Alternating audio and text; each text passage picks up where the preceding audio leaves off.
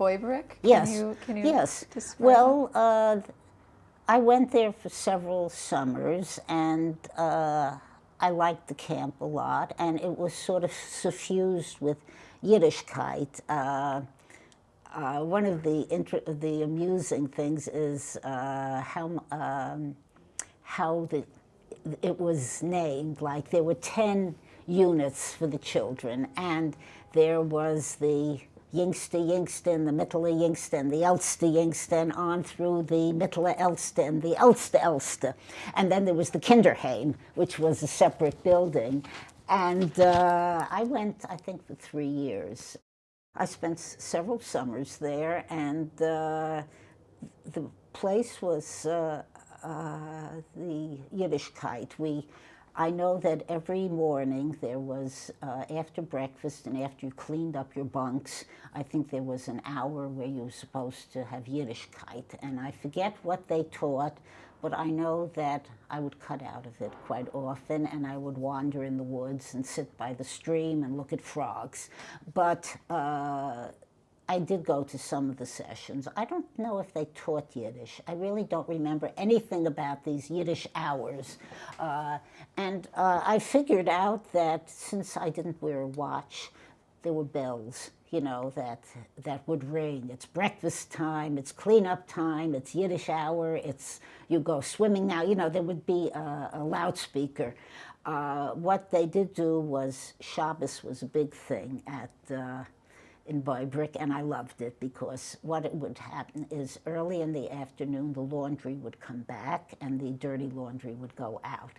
I think before, and then there would be an hour of Machen Shabbos where you would polish up your white shoes and you would get dressed, and everybody wore white. You would dress up for white, and then we would all gather on the big hill in a bunk by bunk, lined up below the dining hall, and then we would all march into the dining room, and I guess we sang some songs, but we were all in white. And then after the dinner we would go to the social hall, which was a theater, and there would be evening service. I don't think it was ever of a prayer and religious. It was songs, and I know I enjoyed the Friday night aspect of the Shabbos very well, but on Saturday morning, maybe because I'm not a morning person or what, but before we had breakfast, we had to put on the whites again. And I don't know if we had to go to the social hall before breakfast or after breakfast. And I suspect maybe it was before breakfast, which was why I didn't like it, because that was boring. Wexler was, of course, the director of the camp, and there was a Mama Lapin. I think her name was Chava, and she was sort of the camp mother. There was also a doctor, and there was an infirmary where I got sick. You went there to the infirmary, so it was a wonderful camp, and.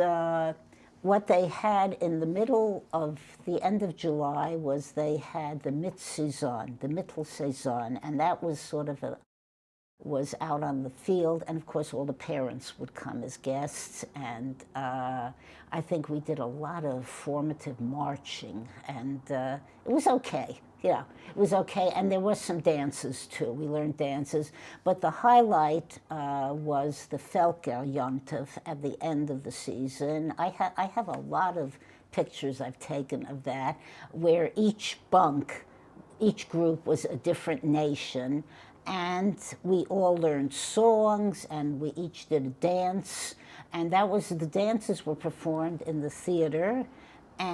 But we all had this big campfire. I think this lasted several days, and there we would all be in front of our scenery, because each group had scenery.